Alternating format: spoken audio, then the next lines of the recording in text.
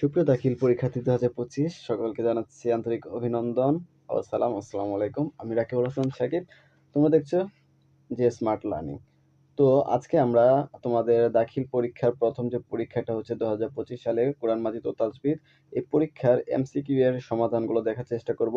তার আগে একটি কথা বলে নেই, আমাদের এমসিকিউতে যে সেট রয়েছে ক খ গ, এই সেটগুলো হচ্ছে তোমাদের, এই সেটগুলোর প্রশ্ন কিন্তু সেম, 30টা প্রশ্ন 30টাই সেম, শুধু সিরিয়াল নাম্বারগুলো আলাদা।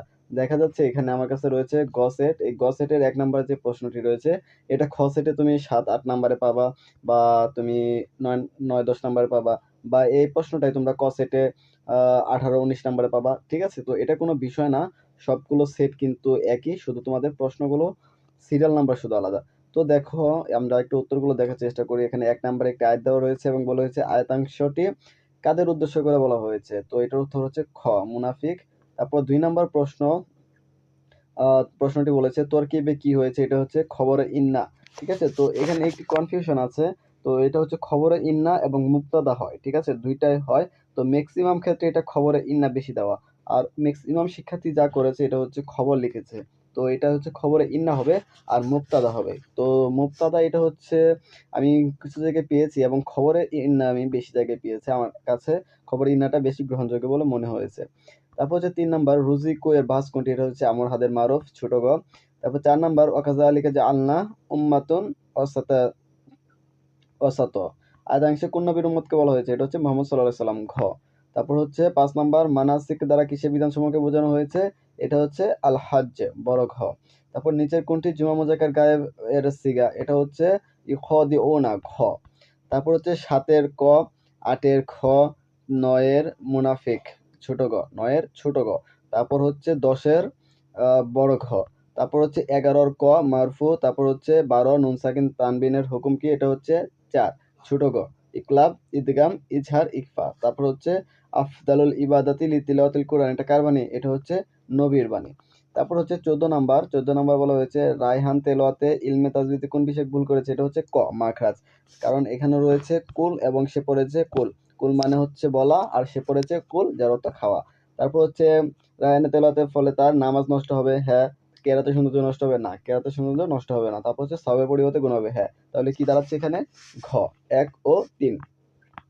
তারপর 16 খলিফাতুন শব্দের অর্থ কি, খলিফাতুন শব্দের অর্থ হচ্ছে প্রতিনিধি। ঠিক আছে, তারপর 18 নাম্বার হচ্ছে আল মান্না ও সালোয়া হলো আল্লাহর পক্ষ থেকে অবতীর্ণ খাবার, এটা হচ্ছে গ। তারপর হিত্তাতুন শব্দের অর্থ কি, বা হিত্তাতুন দ্বারা কি বোঝা হয়েছে, এটা হচ্ছে ক্ষমা। তারপর হচ্ছে ইহুদিরা কোন ফেরেশতা থেকে শত্রু মনে করতেন, জিবরাইল আলাইহিস সালামকে, ক। তারপর হচ্ছে 20 এর কিসসুন শব্দের অর্থ কি, সমপরিমাণ, 20 এর খ।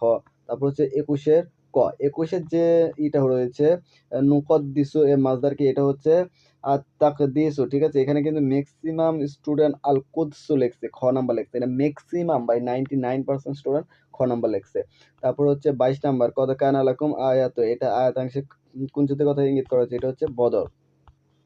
তারপর 23 সামাওয়াতুন শব্দের এক বচন কি, সামাউন, ক। তারপর হচ্ছে 24 এর খ, মারুত হারুত হলেন দুজন ফেরেশতা।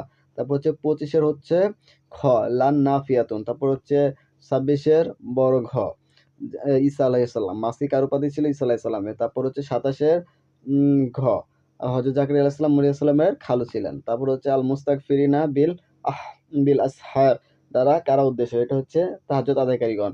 তারপর হচ্ছে 29 নাম্বার শরীয়তে আর মানে কর্মের হুকুম কি, এটা হচ্ছে হারাম, কারণ সে 10,000 টাকা ঋণ দিয়ে সে 10% মানে 10,000 টাকার 10% বেশি টাকা আদায় করতে, এটা হচ্ছে হারাম।